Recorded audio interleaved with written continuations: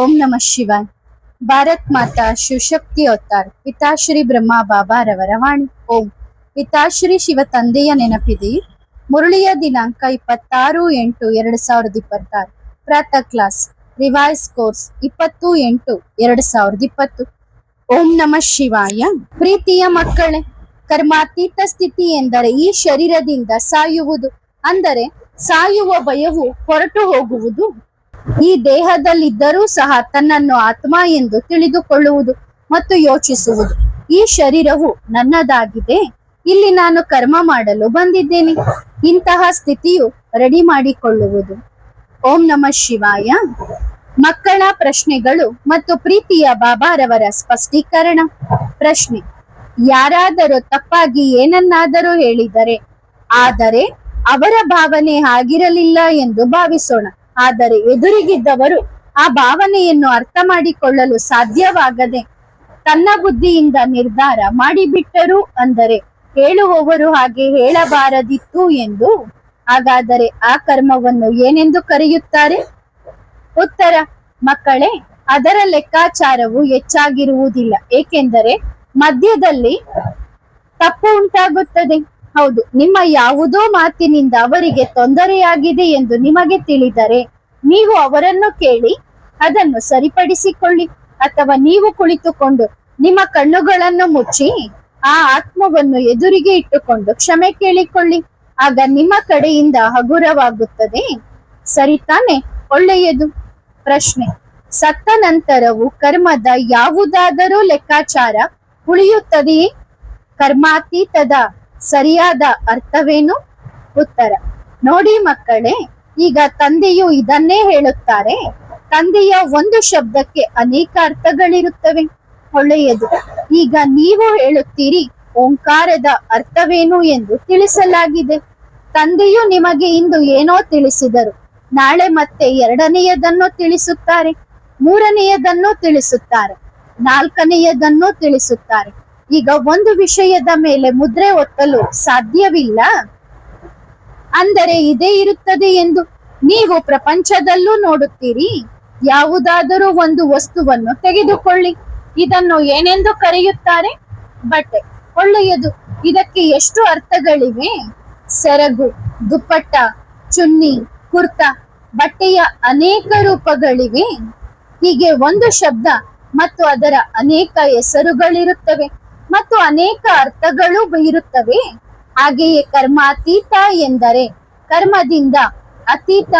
ಮೊದಲನೆಯ ಅರ್ಥವೇನೆಂದರೆ, ಯಾವಾಗ ನಿಮ್ಮ ಈ ಸಂಸಾರದ ಎಲ್ಲಾ ಲೆಕ್ಕಾಚಾರಗಳು ಪೂರ್ಣವಾಗುತ್ತವೆಯೋ ಮತ್ತು ನಿಮ್ಮ ಹಳೆಯ ದೇಹದ ತ್ಯಾಗವಾಗುತ್ತದೆಯೋ ಮತ್ತು ನೀವು ವತನದಲ್ಲಿ ಹೋಗಿ ಕುಳಿತುಕೊಳ್ಳುತ್ತೀರೋ, ಕರ್ಮಾತೀತ. ಅದಕ್ಕಿಂತಲೂ ಮೇಲಿನ ಸ್ಥಿತಿ ಎಂದರೆ ಬಿಂದುವಾಗಿ ಕುಳಿತುಕೊಳ್ಳುವುದು. ಕರ್ಮಾತೀತದ ಹೈಯೆಸ್ಟ್ ಸ್ಥಿತಿಯೇ ಪರಮಧಾಮದ ಸ್ಥಿತಿ. ಈಗ ನಾವು ಮೇಲೆ ಕುಳಿತಿದ್ದೇವೆ ಎಂದು ಭಾವಿಸೋಣ. ಹೌದು, ಸ್ಥೂಲ ರೂಪದಲ್ಲಿ ಕರ್ಮ ಮಾಡುತ್ತಿಲ್ಲ, ಸೂಕ್ಷ್ಮದಂತೂ ಎಲ್ಲವೂ ನಡೆಯುತ್ತಿದೆಯಲ್ಲವೇ? ಸೂಕ್ಷ್ಮ ಕರ್ಮ ಇರುವುದಿಲ್ಲವೇ? ಹೌದು, ಸ್ಥೂಲ ರೂಪದಲ್ಲಿ ಕರ್ಮಾತೀತ ಎನ್ನಬಹುದು, ಆದರೆ ಸೂಕ್ಷ್ಮ ರೂಪದಲ್ಲಿ ನೀವು ಕರ್ಮಾತೀತ ಎಂದು ಹೇಳಲು ಸಾಧ್ಯವಿಲ್ಲ. ಏಕೆಂದರೆ ಸೂಕ್ಷ್ಮ ರೂಪದಲ್ಲಿ ನಾವು 4 ಕಡೆ ಸುತ್ತು ಹಾಕುತ್ತೇವೆ. ತಂದೆ ಹೇಳುತ್ತಾರೆ, ಇದನ್ನು ಮಾಡಿಸಿ ಬನ್ನಿ, ಅದನ್ನು ಮಾಡಿಸಿ ಬನ್ನಿ, ಅವರಿಗೆ ಸಾಕ್ಷಾತ್ಕಾರ ಮಾಡಿಸಿ ಬನ್ನಿ, ಅವರ ಮಾತನ್ನು ಕೇಳಿ ಬನ್ನಿ. ಅವರು ಏನು ಕೇಳುತ್ತಿದ್ದಾರೆ? ಯಾರೋ ಏನೋ ಕೇಳುತ್ತಾರೆ, ಯಾರೋ ಏನೋ ಹೇಳುತ್ತಾರೆ. ಭಗವಂತನೇ, ಇಷ್ಟನ್ನು ತೆಗೆದುಕೋ, ಅಷ್ಟನ್ನು ಕೊಡು, ಹೀಗೋ ಸ್ವಲ್ಪ ಪ್ರಸಾದ ತಗೋ, ಒಂದು ಮಗುವನ್ನು ಕೊಡು, ಒಂದು ಮನೆ ಕೊಡು, ಒಂದು ಗಾಡಿ ಕೊಡು, ಒಂದು ಬಂಗಲೆ ಕೊಡು. ಇಡೀ ದಿನ ಇದನ್ನೇ ಕುಳಿತು ಕೇಳುತ್ತೇವೆ ನಾವು. ಈಗ ಎಲ್ಲರ ಬಳಿ ಹೋಗಬೇಕಾಗುತ್ತದೆ. ಮಂದಿರ, ಮಸೀದಿ, ಗುರುದ್ವಾರ, ಚರ್ಚ್ ಎಲ್ಲ ಕಡೆ ಹೋಗಬೇಕಾಗುತ್ತದೆ. ಕೆಲವರು ಬೈಯುತ್ತಾರೆ, ಕೆಲವರು ಪ್ರೀತಿ ಮಾಡುತ್ತಾರೆ. ಬಾಬಾ, ನೀವೇ ತಥಾಸ್ತು ಎಂದು ಹೇಳಿ ಬರುತ್ತೀರಾ? ಹಾಗಾದರೆ ಸೋದರ, ತಥಾಸ್ತು ಎನ್ನುವ ಕೆಲಸ ತಂದೆಯದಾಗಿದೆ. ನಮ್ಮ ಕೆಲಸ ಕೇಳುವುದು ಮತ್ತು ಕೇಳಿ ತಂದೆಗೆ ಮಾಹಿತಿ ಕೊಡುವುದು. ಬಾಬಾ, ಹೀಗೆ ಹೀಗೆ ಇದೆ ಎಂದು. ಒಳ್ಳೆಯದು. ಚಿತ್ರಗುಪ್ತನ ಕೆಲಸ ನಿಮ್ಮದಾಗಿದೆಯೇ? ಹೌದು. ಇಂತಹ ಮಕ್ಕಳು ಇರುತ್ತಾರೆ. ಎಲ್ಲಿಯೋ ಬೈಯುವುದು, ಎಲ್ಲಿಯೋ ಕೋಪ ಮಾಡುವುದು, ಇನ್ನೆಲ್ಲಿಯೋ ಪ್ರೀತಿ ಮಾಡುವುದು, ಎಲ್ಲಿಯೋ ಮತ್ತೆ ಸ್ವಲ್ಪ ಜಗಳ ಮಾಡುವುದು, ಮತ್ತೆ ಪ್ರೀತಿ ಮಾಡುವುದು, ಮತ್ತೆ ಜಗಳ ಮಾಡುವುದು. ನೀವು ಯೋಚಿಸಿ, ನೀವು ಮಕ್ಕಳು ಒಂದು ದಿನವೂ ಯಾರ ಮಾತನ್ನು ಹೀಗೆ ಕೇಳಲು ಸಾಧ್ಯವಿಲ್ಲ. ಮತ್ತು ಪ್ರತಿದಿನ ತಂದೆಯು ಕೋಟ್ಯಾಂತರ ಜನರ ಮಾತು ಕೇಳುತ್ತಾರೆ. ಒಬ್ಬಿಬ್ಬರದ್ದಲ್ಲ, ಕೋಟ್ಯಾಂತರ ಜನರದ್ದು ಕೇಳುತ್ತಾರೆ. ಹಾಗಾದರೆ ಇದು ಸೂಕ್ಷ್ಮ ರೂಪದಲ್ಲಿ ಕರ್ಮ ಮಾಡುತ್ತಿದ್ದಾರಲ್ಲವೇ?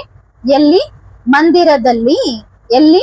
ಮಸೀದಿಯಲ್ಲಿ, ಎಲ್ಲೆಲ್ಲಿ ಹೋಗಿ, ಎಲ್ಲಿ? ಮನೆಯಲ್ಲಿ ಬಾಬಾ ಎಲ್ಲಾ ಸಮಾಚಾರವನ್ನು ಹೋಗಿ ಶಿವ ಬಾಬಾರವರಿಗೆ ತಿಳಿಸುತ್ತಾರೆಯೇ? ಹೌದು, ಅವಶ್ಯವಾಗಿ ತಿಳಿಸುತ್ತಾರೆ. ಮತ್ತು ಆಟೋಮೆಟಿಕ್ ಮೀಟರ್ ಕೂಡ ಅವರಲ್ಲಿ ಅಳವಡಿಕೆಯಾಗಿದೆ. ಹೌದು, ಆಟೋಮೆಟಿಕಲ್ಲಿ ಮೀಟರ್ ಹೇಳುತ್ತಾರಲ್ಲವೇ? ಕಿವಿ ಇಲ್ಲದಿದ್ದರೂ ಕೇಳಿಸಿಕೊಳ್ಳುತ್ತಾನೆ, ಮುಖವಿಲ್ಲದಿದ್ದರೂ ತಥಾಸ್ತು ಎನ್ನುತ್ತಾನೆ, ಕೈಗಳಿಲ್ಲದಿದ್ದರೂ ಮಾಡುತ್ತಿದ್ದಾನೆ, ಕಣ್ಣಿಲ್ಲದಿದ್ದರೂ ನೋಡುತ್ತಿದ್ದಾನೆ. ಈಗ ನಾವು ಕೇಳುತ್ತೇವೆ, ಸುತ್ತು ಹಾಕುತ್ತೇವೆ. ತಂದೆಯು ಏನೇನೋ ಹೇಳುತ್ತಾರೋ ಇದನ್ನು ನೋಡಿ ಬನ್ನಿ, ಇದನ್ನು ಮಾಡಿಸಿ ಬನ್ನಿ, ಒಳ್ಳೆಯದು. ನಂತರ ಕರ್ಮಾತೀತ ಸ್ಥಿತಿ ಎಂದರೆ ಈ ಶರೀರದಿಂದ ಸಾಯುವುದು, ಅಂದರೆ ತನ್ನನ್ನು ಈ ದೇಹದಲ್ಲಿದ್ದರೂ ಆತ್ಮ ಎಂದು ತಿಳಿದುಕೊಳ್ಳುವುದು. ಮತ್ತು ಪ್ರತಿ ಬಾರಿಯೂ ಹೀಗೆ ಯೋಚಿಸುವುದು, ಈ ಶರೀರವು ನನ್ನದಾಗಿದೆ, ಇದನ್ನು ನಾನು ಕರ್ಮ ಮಾಡಲು ಬಂದಿದ್ದೇನೆ. ಇಂತಹ ಸ್ಥಿತಿಯು ತಯಾರಾಗುವುದು. ಶರೀರದಿಂದ, ಮನಸ್ಸಿನಿಂದ, ಆತ್ಮದಿಂದ, ಎಲ್ಲೆಡೆಯಿಂದ, ಒಂದೊಂದು ರೋಮದಿಂದಲೂ ಸಾಯುವ ಭಯವು ಹೊರಟು ಹೋಗುವುದು. ಇದು ಕರ್ಮಾತೀತ ಸ್ಥಿತಿಯ ಗುರುತಾಗಿದೆ. ಇನ್ನೂ ಇದೆ, ಹಂತ ಹಂತವಾಗಿ ತಿಳಿಸುತ್ತೇವೆ. ಸಮಯಕ್ಕನುಸಾರವಾಗಿ ತಂದೆಯು ತಿಳಿಸುತ್ತಾ ಇರುತ್ತಾರೆ. ಪ್ರಶ್ನೆ: ಸೂಕ್ಷ್ಮವತನದಲ್ಲಿ ಸಂಪೂರ್ಣ ಸ್ಥಿತಿ ಎನ್ನಲಾಗುತ್ತದೆಯೇ? ನಿಮಗೂ ಸಹ ಹೇಳುತ್ತಾರೆ, ಅಂದರೆ ಇದುವರೆಗೂ ಬ್ರಹ್ಮ ಬಾಬಾ ಸಂಪೂರ್ಣವಾಗಿಲ್ಲ ಎಂದು. ಹಾಗಾದರೆ ಇದು ಸರಿಯೇ ಬಾಬಾ? ಉತ್ತರ: ಮಕ್ಕಳೇ, ಸಂಪೂರ್ಣತೆಯ ಅರ್ಥವೇನು? ಈ ಕರ್ಮಕ್ಷೇತ್ರದಿಂದ ಮೇಲೆ ಹೋಗುವುದು, ಇಲ್ಲಿ ಆಗುವ ಪಾಪ ಮತ್ತು ಪುಣ್ಯಗಳಿಂದ ಮೇಲೆ ಏಳುವುದು, ಅದೊಂದು ವಿಭಿನ್ನ ಸ್ಥಿತಿ. ಎರಡನೆಯದಾಗಿ ಸಂಪೂರ್ಣತೆಯ ಅರ್ಥವೆಂದರೆ ಸಂಪೂರ್ಣ, ಎಲ್ಲಾ ವಿಷಯಗಳನ್ನು ಸೂಕ್ಷ್ಮದಲ್ಲಿ, ಸ್ಥೂಲದಲ್ಲಿ ಸಂಕ್ಷಿಪ್ತಗೊಳಿಸಿಕೊಳ್ಳುವುದು, ಒಟ್ಟುಗೂಡಿಸುವುದು ಮತ್ತು ಬಿಂದು ರೂಪವಾಗಿ ಬಿಡುವುದು. ಇದು ಹೈಯೆಸ್ಟ್ ಸಂಪೂರ್ಣತೆ. ನೋಡಿ, ಸಂಪೂರ್ಣತೆಗೂ ಅನೇಕ ಅರ್ಥಗಳಿವೆ. ಒಂದು ಸಂಪೂರ್ಣತೆ ಸೂಕ್ಷ್ಮವತನದ್ದಾಗಿರುತ್ತದೆ, ಒಂದು ಸಂಪೂರ್ಣತೆ ಪರಮಧಾಮದ್ದಾಗಿರುತ್ತದೆ. ಹಾಗಾದರೆ ಪರಮಧಾಮದ ಸಂಪೂರ್ಣತೆಯು ಇದುವರೆಗೂ ಆಗಿಲ್ಲ? ಹೌದು, ಸೂಕ್ಷ್ಮವತನದ ಸಂಪೂರ್ಣತೆಯು ಪೂರ್ಣ ಪ್ರಮಾಣದಲ್ಲಿದೆ. ಹೈಯೆಸ್ಟ್ ಸಂಪೂರ್ಣ ಸ್ಥಿತಿಯು ಪರಮಧಾಮದ್ದೇ ಆಗಿರುತ್ತದೆ. ಅದರ ನಂತರ ಮತ್ತೆ ಜನ್ಮ ಪಡೆದು ಬರುತ್ತಾರೆ. ಆಗ ಈ ಜನ್ಮದ ರೀಲ್ ಕಟ್ಟಾಗಿ ಬಿಡುತ್ತದೆ, ಮುಗಿಯಿತು. ನಂತರ ತನ್ನ 84 ಜನ್ಮಗಳ ಪಾತ್ರವನ್ನು ಮಾಡಬೇಕು. ಹೀಗೆ. ಆದ್ದರಿಂದ ಕೆಲವು ಮಕ್ಕಳು ಹೇಳುತ್ತಾರೆ, ಅರೆ, ಇದುವರೆಗೂ ಬ್ರಹ್ಮ ಬಾಬಾ ಕೂಡ ಸಂಪೂರ್ಣವಾಗಿಲ್ಲ ಎಂದು. ಅರೆ, ನೀವು ತಂದೆಯ ಬಗ್ಗೆ ಯೋಚಿಸುವುದನ್ನು ಬಿಟ್ಟು ಬಿಡಿ. ನಿಮ್ಮನ್ನು ನೀವು ಸಂಪೂರ್ಣ ಮಾಡಿಕೊಳ್ಳಿ, ನಿಮ್ಮ ಸ್ಥಿತಿಯನ್ನು ನಿರ್ಮಿಸಿಕೊಳ್ಳಿ. ಶರೀರ ಬಿಟ್ಟ ನಂತರವೂ ನೋಡಿ, ಕೆಲವು ಮಕ್ಕಳು ಬೈಯುತ್ತಾ ಇರುತ್ತಾರೆ, ಗೊತ್ತಿಲ್ಲ ಈ ಮುದಿಯ ಎಲ್ಲಿಂದ ಬಂದನೋ, ತನ್ನನ್ನು ತಾನು ಬ್ರಹ್ಮ ಎಂದು ಹೇಳಿಕೊಂಡು ಕುಳಿತಿದ್ದಾನೆ. ನಿಜವಾದ ಬ್ರಹ್ಮ ನಾನೇ, ಇವನು ಎಲ್ಲಿಯ ಬ್ರಹ್ಮ? ಯಾರೋ ತನ್ನನ್ನು ತಾನೇ ಹೇಳಿಕೊಳ್ಳುತ್ತಾರೆ, ನಾನು ಬ್ರಹ್ಮ ಎಂದು. ಅರೆ, ಬ್ರಹ್ಮ ನೀವಾಗಿದ್ದರೆ ತಂದೆಯು ಏನು ಹೇಳಿದರು? ಮುಂದಿನ ಜನ್ಮ ಕೃಷ್ಣನದ್ದೇ ಆಗಿದೆ. ತಂದೆಯು ಪದೇ ಪದೇ ಹೇಳಿದ್ದಾರೆ, ಇದು ಬ್ರಹ್ಮನ ಅಂತಿಮ ಮತ್ತು 84ನೇ ಜನ್ಮ ಎಂದು. ಇದನ್ನೇ ಹೇಳಿದ್ದಾರಲ್ಲವೇ? ಒಂದು ವೇಳೆ ನೀವು ಮುರುಳಿಗಳನ್ನು ಸತ್ಯ ಎಂದು ನಂಬುವುದಾದರೆ ಇದನ್ನು ಕೂಡ ಓದಿ. ಇದನ್ನು ಏಕೆ ಓದುವುದಿಲ್ಲ? ವಿಷ್ಣುವಿನಿಂದ ಬ್ರಹ್ಮ, ಬ್ರಹ್ಮನಿಂದ ವಿಷ್ಣು ಎನ್ನುತ್ತಾರೆ. ವಿಷ್ಣುವಿನ ನಾಭಿಯಿಂದ ಏನು ಹೊರಬಂತು? ಬ್ರಹ್ಮ. ಈಗ ಮಧ್ಯದಲ್ಲಿ ಯಾರೋ ಒಬ್ಬರು ನೇತಾಡುತ್ತಿದ್ದಾರೆಯೇ? ಯಾರೋ ಹೇಳುತ್ತಾರೆ, ಅರೆ, ಬ್ರಹ್ಮನ ಶರೀರ ಬಿಟ್ಟು ಹೋಯಿತಲ್ಲವೇ, ಈಗ ನಾನು ಈ ಬಾಬಾ ಆ ಬಾಬಾ ಎಂದು. ಅರೆ, ಡೈರೆಕ್ಟ್ ಬ್ರಹ್ಮನ ನಾಭಿಯಿಂದ ವಿಷ್ಣು ಹೊರಬರುತ್ತಾನೆ, ಮಧ್ಯದಲ್ಲಿ ಯಾರೂ ಬರುವುದಿಲ್ಲ. ಮಧ್ಯದಲ್ಲಿ ಎಲ್ಲಿ ತೋರಿಸಲಾಗಿದೆ? ನಂತರ ತಮ್ಮನ್ನು ತಾವೇ ಏಕೆ ಬ್ರಹ್ಮ ಎಂದು ಕರೆದುಕೊಳ್ಳುತ್ತಾರೆ? ತಂದೆಯು ಅವರಿಗೆ ಏನೆನ್ನುತ್ತಾರೆ? ಬುದ್ಧು ದಡ್ಡರು, ಡಬಲ್ ದಡ್ಡರು, ಏಕೆಂದರೆ ಸಂಪೂರ್ಣ ಜ್ಞಾನವನ್ನು ತಿಳಿಸುವುದಿಲ್ಲ. ಕೆಲವೊಮ್ಮೆ ಬೈಯುತ್ತಾರೆ ಕೂಡ. ಮತ್ತು ಜ್ಞಾನವು ಅವರದ್ದೇ ತಿಳಿಸುತ್ತಿದ್ದಾರೆ. ವ್ಯಾಪಾರವು ಅವರ ಹೆಸರಿನಲ್ಲೇ ಮಾಡುತ್ತಿದ್ದಾರೆ ಮತ್ತು ಬೈಯುವುದು ಅವರಿಗೆ. ನಿಮ್ಮ ಜ್ಞಾನವನ್ನು ತಿಳಿಸಿ ತೋರಿಸಿ, ಸ್ವಂತ ಕಂಪನಿಯಲ್ಲಿ ಸಾಮಾನು ತಯಾರಿಸಿ, ಸ್ವಂತ ಸಾಮಾನುಗಳನ್ನು ಮಾರಿರಿ.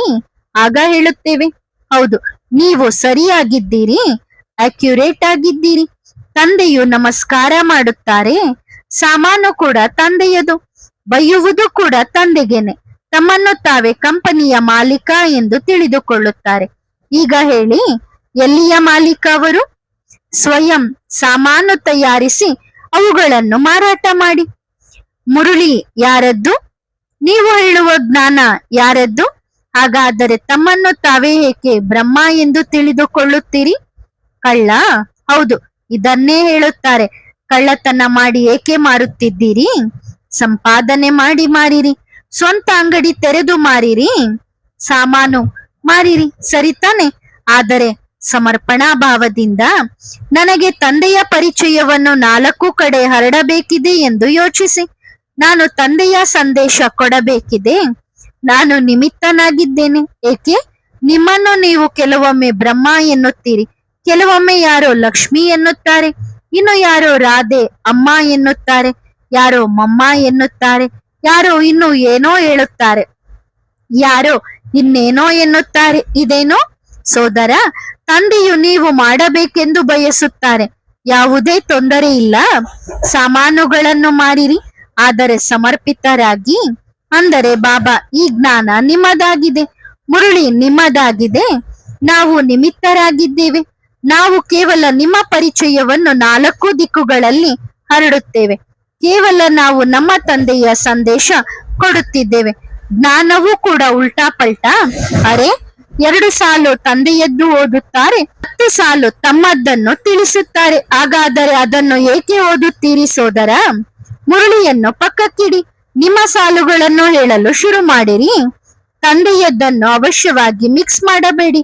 ನಿಮ್ಮ ಬಳಿ ಎಷ್ಟು ಪ್ಯೂರ್ ಮಾಲ್ ಇದೆ ಎಂದು ನಾವು ನೋಡುತ್ತೇವೆ.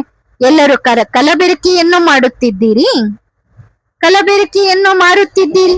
ಏನು ಮಾಡುವುದು? ಪ್ರಪಂಚವೇ ಕಲಬೆರಕೆಯಾಗಿದೆ. ಅಂತಹ ಮಕ್ಕಳಿಗಾಗಿ ಈಗ ಏನೆನ್ನೋಣ?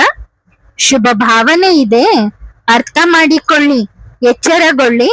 ಪ್ರೀತಿಯಿಂದ ತಂದೆಯನ್ನು ನೆನಪು ಮಾಡಿ ಮತ್ತು ನಿಜವಾದದ್ದನ್ನೇ ಮಾರಿರಿ. ಕಲಬೆರಕೆಯನ್ನು ತೆಗೆದು ಹಾಕಿರಿ, ಆಗಲೇ ಏನಾದರೂ ಪದವಿ ಸಿಗುತ್ತದೆ.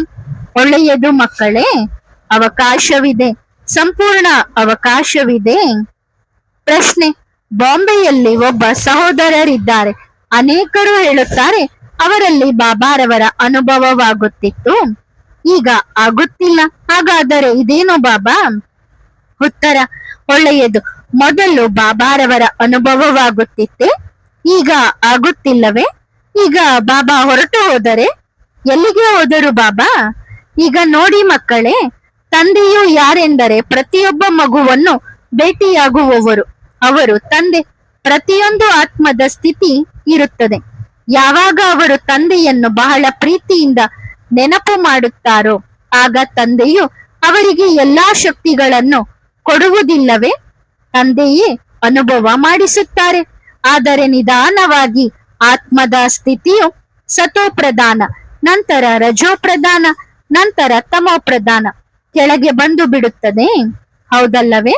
ಯಾವಾಗ ಎಲ್ಲಾ ಶಕ್ತಿಗಳು ಬರುತ್ತವೆ ಆಗ ತಂದೆಯು ಪರೀಕ್ಷೆ ತೆಗೆದುಕೊಳ್ಳಲು ಅಭಿಮಾನವನ್ನು ಜೊತೆಯಲ್ಲಿ ಕಳುಹಿಸುತ್ತಾರೆ. ಅಣ್ಣ ತಂಗಿ ಇಬ್ಬರೂ ಬರುತ್ತಾರೆ. ಆದರೆ ಯಾರು ಅಭಿಮಾನವನ್ನು ಗೆದ್ದಿದ್ದಾರೋ ಅವರ ಅನುಭವವು ಎಂದಿಗೂ ವ್ಯರ್ಥವಾಗುವುದಿಲ್ಲ. ಅವರ ಪರಿಶ್ರಮ ಎಂದಿಗೂ ವ್ಯರ್ಥವಾಗುವುದಿಲ್ಲ, ಅನುಭೂತಿಯಾಗುತ್ತದೆ, ತಂದೆಯ ಪ್ರೀತಿಯ ಅನುಭೂತಿ. ಆದರೆ ಯಾವಾಗ ಅಭಿಮಾನ ಬರುತ್ತದೆಯೋ ಮಕ್ಕಳೇ, ಆಗ ಶಕ್ತಿಗಳು ಮುಗಿದು ಹೋಗುತ್ತವೆ. ಹೌದಲ್ಲವೇ? ಇಬ್ಬರೂ ಜೊತೆಯಲ್ಲೇ ಬರುತ್ತಾರೆ. ಆದರೆ ನೀವು ಅಭಿಮಾನವನ್ನು ಗೆದ್ದಿದ್ದರೆ, ನೀವು ನಿಮ್ಮ ಶಕ್ತಿಗಳನ್ನು ಪವರ್ಫುಲ್ ಆಗಿ ಇಟ್ಟುಕೊಂಡಿದ್ದರೆ, ಆತ್ಮಿಕ ಸ್ಥಿತಿಯ ಅನುಭವ ಮಾಡಿದ್ದರೆ ಅದು ನಿಮ್ಮ ಮೇಲೆ ಅಷ್ಟೊಂದು ಭಾರವಾಗುವುದಿಲ್ಲ. ಆದ್ದರಿಂದ ಅಭಿಮಾನ ಬಂತು, ಶಕ್ತಿಗಳು ಮುಗಿದವು, ಅಂದರೆ ಅನುಭೂತಿಯೂ ಮುಗಿಯಿತು. ಮತ್ತು ಈಗಂತೂ ತಂದೆ ಬಂದಿದ್ದಾರೆ, ನಿಜವಾದ ವಜ್ರ ಬಂದಿದೆ. ಹಾಗಾದರೆ ಅಲ್ಲಿ ಎಲ್ಲಿ ಶಕ್ತಿ ಇರುತ್ತದೆ, ಎಲ್ಲಿ ಎಲ್ಲಾ ಶಕ್ತಿಗಳನ್ನು ಒಟ್ಟುಗೂಡಿಸುವ ಒಬ್ಬ ವಜ್ರ ಬಂದಿದ್ದಾನೋ ಅಲ್ಲಿ ಆಟೋಮೆಟಿಕಲಿ ಎಲ್ಲಾ ಶಕ್ತಿಗಳು ಹೊರಟು ಹೋಗುತ್ತವೆ, ಒಂದು ಸ್ಥಾನದಲ್ಲಿ ಏಕೀಕೃತವಾಗುತ್ತವೆ. ಆಗಲೇ ನಿರ್ಮಾಣವಾಗುವುದು ಒಂದು ಭಾಷೆ, ಒಂದು ರಾಜ್ಯ, ಒಂದು ಭಾರತ, ಏಕತೆಯ ಘೋಷಣೆ ಮೊಳಗುತ್ತದೆ. ಆದ್ದರಿಂದ ಈಗ ಒಟ್ಟುಗೂಡಿಸುವ ಕೆಲಸವನ್ನು ತಂದೆಯು ಮಾಡುತ್ತಿದ್ದಾರೆ. ಹೌದು, ಅದರಲ್ಲಿ ಒಂದು ವೇಳೆ ನೋಡಿ ಅಭಿಮಾನ ಬಾರದಿದ್ದರೆ ಅವರು ತಂದೆಯ ಬಳಿ ಅವಶ್ಯವಾಗಿ ಬರುತ್ತಾರೆ. ಮತ್ತು ಅಭಿಮಾನವು ಅಂತಹ ಮಕ್ಕಳನ್ನು ಬರಲು ಬಿಡುವುದೂ ಇಲ್ಲ, ಹಿಡಿದಿಟ್ಟುಕೊಳ್ಳುತ್ತದೆ. ನನಗಿಂತ ದೊಡ್ಡ ಜ್ಞಾನಿ ಯಾರೂ ಇಲ್ಲ, ಏಕೆಂದರೆ ನನ್ನಲ್ಲಿ ಬಾಬಾ ಬರುತ್ತಿದ್ದರು, ಏಕೆಂದರೆ ನನ್ನಲ್ಲಿ ಒಳ್ಳೆಯ ಅನುಭೂತಿಯಾಗುತ್ತಿತ್ತು, ಆದ್ದರಿಂದ ನಾನು ಹೋಗುವುದಿಲ್ಲ. ಈ ಅಭಿಮಾನವು ನಿಮ್ಮನ್ನು ಗಟ್ಟಿಯಾಗಿ ಹಿಡಿದಿಟ್ಟುಕೊಳ್ಳುತ್ತದೆ.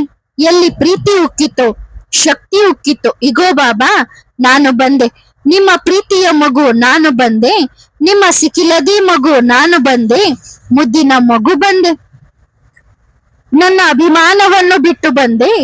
ಈ ಗೀತೆಯನ್ನು ಹಾಡುತ್ತಾರೆ. ತಂದೆ ಹೇಳುತ್ತಾರೆ, ಬಂದೆಯ ಮಗು, ವಾ ಮಗುವೆ ವಾ, ಇದು ತಂದೆಯ ಪ್ರೀತಿ. ಆದ್ದರಿಂದ ಏನೇ ಆಗಲಿ ಬಾಬಾ, ನನಗೆ ಕೇವಲ ಪ್ರೀತಿ ಬೇಕು, ನನಗೆ ಸರ್ವಶಕ್ತಿಗಳು ಬೇಕು, ಆದರೆ ಆ ಶಕ್ತಿಗಳ ಜೊತೆಗೆ ಅಭಿಮಾನ ಬಾರದಿರಲಿ. ಏಕೆಂದರೆ ಅಭಿಮಾನ ಬಂತು ಅಂದರೆ ಒಳ್ಳೆಯದು. ನನಗೆ ಹೀಗೆ ಹೇಳಿದರು, ಅಭಿಮಾನದ ತಲೆ ಹೀಗಿರುತ್ತದೆ, ಕುತ್ತಿಗೆ ಹೀಗಿರುತ್ತದೆ, ಎದೆ ಮುಂದೆ ಬಂದಿರುತ್ತದೆ ಮತ್ತು ನಿರ್ಮಾಣ ಭಾವದವರು ಬಾಗಿರುತ್ತಾರೆ. ಒಳ್ಳೆಯದು. ಎಷ್ಟು ಒಳ್ಳೆಯ ಹೂವುಗಳ ಮಳೆ ನೀವು ಮಾಡುತ್ತಿದ್ದೀರಿ. ಹೂವುಗಳ ಮಳೆ ಹೇಗೆ? ಅತ್ತ ಕಡೆಯಿಂದ ಮುಳ್ಳುಗಳು ಹೊರಟವು ಮತ್ತು ನಿಮ್ಮ ಮೇಲೆ ಬರುತ್ತಾ ಬರುತ್ತಾ ಏನಾದವು? ಹೂವುಗಳಾದವು. ಹೂವಾಗಿ ಬದಲಾಯಿಸುವುದು ತಂದೆಯ ಕೆಲಸ. ಒಂದು ವೇಳೆ ನೀವು ಯೋಚಿಸುತ್ತಲೇ ಇದ್ದರೆ ಒಳ್ಳೆಯದು. ಅವರು ಹಾಗೆ ಹೇಳಿದರಾ? ಅಂದರೆ ನೀವು ನೇರವಾಗಿ ನಿಮ್ಮ ಮೇಲೆ ಮುಳ್ಳುಗಳನ್ನು ತೆಗೆದುಕೊಳ್ಳುತ್ತಿದ್ದೀರಿ, ಹೂವು ಮಾಡುವ ಅವಕಾಶವನ್ನೇ ಕೊಡುತ್ತಿಲ್ಲ ತಂದೆಗೆ. ಆಗ ಏನೆನ್ನುತ್ತಾರೆ? ಇಗೋ ಮುಳ್ಳುಗಳನ್ನೇ ತಿನ್ನಿರಿ, ಈಗ ಹೂವಾಗುವ ಅವಕಾಶವನ್ನಾದರೂ ಕೊಡಿ. ಯಾರಾದರೂ ಏನೇ ಹೇಳಲಿ ಬಹಳ ಪ್ರೀತಿಯಿಂದ ನೋಡಿ, ಕೇಳಿ ಮತ್ತು ಹೇಳಿ. ಇಲ್ಲಿಂದ ಮುಳ್ಳುಗಳು ಹೊರಟು ಮೇಲೆ ಬಂದವು ಮತ್ತು ಮೇಲಿಂದ ತಂದೆಯ ಎಲ್ಲಾ ಶಕ್ತಿಗಳು ಅವುಗಳನ್ನು ಹೂವಾಗಿ ಪರಿವರ್ತಿಸಿದವು ಮತ್ತು ನನ್ನ ಆತ್ಮದ ಮೇಲೆ ವಾ ಎಂತಹ ಹೂವುಗಳ ಮಳೆ ಆಗುತ್ತಿದೆ. ವಾ, ನಾನು ಹೂವುಗಳ ಮಳೆಯಲ್ಲಿ ಸ್ನಾನ ಮಾಡುತ್ತಿದ್ದೇನೆ. ವಾ, ಒಂದೊಂದು ಹೂವಿನ ಒಳಗೂ ತುಂಬಿ ತುಂಬಿ ಶಕ್ತಿಗಳು ಬರುತ್ತಿವೆ, ಸುಗಂಧ ಬರುತ್ತಿದೆ. ಆತ್ಮಿಕ ಸುಗಂಧದಲ್ಲಿ ನಾನು ಸ್ನಾನ ಮಾಡುತ್ತಿದ್ದೇನೆ. ಸುಗಂಧವು 4 ಕಡೆ ಹರಡುತ್ತಿದೆ. ಎಷ್ಟು ಮಜಾ ಇರುತ್ತದೆ. ಎಲ್ಲಿ ತಂದೆಯನ್ನು ಮಧ್ಯದಿಂದ ಮಾಯ ಮಾಡಿದಿರೋ ಅಲ್ಲಿ ಮತ್ತೆ ಮುಳ್ಳುಗಳೇ ಚುಚ್ಚುತ್ತವೆ.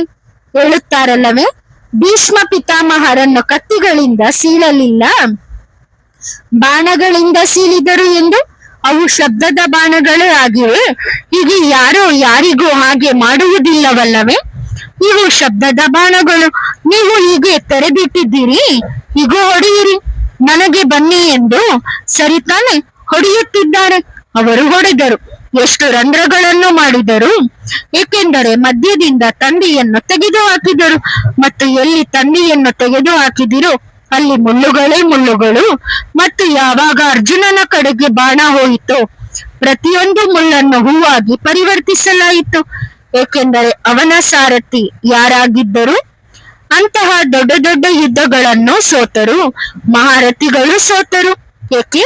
ಏಕೆಂದರೆ ತಂದೆಯನ್ನು ತೆಗೆದು ಹಾಕಿದರು. ಅರ್ಜುನ ಏಕೆ ಗೆದ್ದನು? ಏಕೆಂದರೆ ಅವನ ಸಾರಥಿ ತಂದೆಯಾಗಿದ್ದರು. ಮತ್ತು ನಾವೆಲ್ಲ ಮಕ್ಕಳು ಯಾರು? ಅರ್ಜುನ ಎಂದಿಗೂ ಏನೋ ಏಕೆ ಹೇಗೆ ಎಂದು ಮಾಡುವುದಿಲ್ಲ. ಅರ್ಜುನ ಹೇಳುತ್ತಾನೆ, ಅಪ್ಪಣೆ ವಾಸುದೇವನೇ, ನೀವು ಏನು ಹೇಳುತ್ತೀರೋ ಹಾಗೆ. ಹೌದು ಸ್ವಾಮಿ. ಹಾಜಿ, ಸರಿ ತಾನೆ? ಸರಿ ಸೋದರ, ನಾನು ಇತ್ತ ಕಡೆ ರಥವನ್ನು ತೆಗೆದುಕೊಂಡು ಹೋಗುತ್ತಿದ್ದೇನೆ, ನನ್ನ ಜೊತೆ ನಡೆಯುತ್ತೀರಾ? ಹಾಗೆ ಹೇಳಬಾರದು. ಅರೆ, ಅತ್ತ ಕಡೆಯಂತೂ ಗಿಡ ಗಂಟೆಗಳಿವೆ ಎಂದು ಹೇಳುವುದಿಲ್ಲ ತಾನೆ? ನೀವು ಎಲ್ಲಿಗೆ ಕರೆದುಕೊಂಡು ಹೋಗುತ್ತೀರೋ ಅಲ್ಲಿಗೆ ಬರುತ್ತೇನೆ ಅಷ್ಟೇ, ನಿಶ್ಚಿಂತ. ನಂತರ ತಂದೆಗೆ ಗೊತ್ತು, ತಂದೆಯ ರಥಕ್ಕೆ ಗೊತ್ತು, ತಂದೆಯ ದೋಣಿಗೆ ಗೊತ್ತು. ಮತ್ತು ನಿಮಗೆ ಏನೋ ತಿಳಿಯದಿರಲಿ, ಇದು ಪ್ರೀತಿ. ಅದೇ ಮಗು ಈ ಸಂಸಾರದಲ್ಲಿ ನಿಶ್ಚಿಂತ ಚಕ್ರವರ್ತಿಯಾಗಿ ಹಾರಾಡಬಲ್ಲದು ಮತ್ತು ಯೋಚಿಸುತ್ತಾರೆ ಹೀಗಾಗಬೇಕು ಹಾಗಾಗಬಾರದು ಎಂದು. ಇಲ್ಲ, ತಂದೆಯ ಮೇಲೆ ಬಿಟ್ಟು ಬಿಡಿ. ಕೇವಲ ಸಾರಥಿ ಏನೋ ಹೇಳುತ್ತಾರೋ ಹಾಗೆ. ಎಲ್ಲಿ ಬಾಣ ಬಿಡಬೇಕು, ಎಲ್ಲಿ ಬಿಲ್ಲು ಹೂಡಬೇಕು, ಎಲ್ಲಿ ಏನು ಮಾಡಬೇಕು, ತಂದೆಯನ್ನು ಪರೀಕ್ಷಿಸಿಕೊಂಡಿರಲ್ಲವೇ? ತಂದೆಯನ್ನು ಗುರುತಿಸಿದ್ದೀರಲ್ಲವೇ? ತಿಳಿದುಕೊಂಡಿದ್ದೀರಿ ತಂದೆ ಎಂದು. ನಂತರ ನಿಮ್ಮ ಬುದ್ಧಿ ಉಪಯೋಗಿಸುವುದನ್ನು ನಿಲ್ಲಿಸಿ. ಎಲ್ಲಿ ನಿಮ್ಮ ಬುದ್ಧಿ ಉಪಯೋಗಿಸಿದಿರೋ ಅಲ್ಲಿ ನಷ್ಟ ಅನುಭವಿಸಿದಿರಿ, ನಷ್ಟವನ್ನುಂಟು ಮಾಡಿಕೊಂಡಿರಿ. ಒಳ್ಳೆಯದು ಮಕ್ಕಳೇ, ಮತ್ತೆ ಸಿಗೋಣ. ಹಾಗಾದರೆ ಇದು ದೋಷಿ ಮತ್ತು ನಿರ್ದೋಷಿ, ಇದರ ಅರ್ಥ ಇದಾಗಿದೆ. ಒಳ್ಳೆಯದು. ಆತ್ಮಿಕ ಮಕ್ಕಳು ಆತ್ಮಿಕ ಮಾತ್ ಪಿತಾ ಬಾಪ್ತಾದರವರಿಗೆ ಮಾಡುವ ನೆನಪು, ಪ್ರೀತಿ ಮತ್ತು ನಮಸ್ತೆ. ಧನ್ಯವಾದ ಬಾಬಾ. ಶುಕ್ರಿಯಾ. ವರದಾನ: ನಿಶ್ಚಿಂತ ಭವ. ಎಲ್ಲಿ ತಂದೆ ಜೊತೆಗಿದ್ದಾರೋ ಅಲ್ಲಿ ಯಾರು ಏನೂ ಮಾಡಲು ಸಾಧ್ಯವಿಲ್ಲ. ಯಾರಾದರೂ ಸ್ವಲ್ಪ ಗದ್ದಲ ಮಾಡಿದರೂ ಸಹ ನಿಧಾನವಾಗಿ ತಣ್ಣಗಾಗುತ್ತಾರೆ. ಆದ್ದರಿಂದ ಸದಾ ನಿಶ್ಚಿಂತ ಆಗಿರಿ. ಒಳ್ಳೆಯದು. ಓಂ ನಮಃ ಶಿವಾಯ.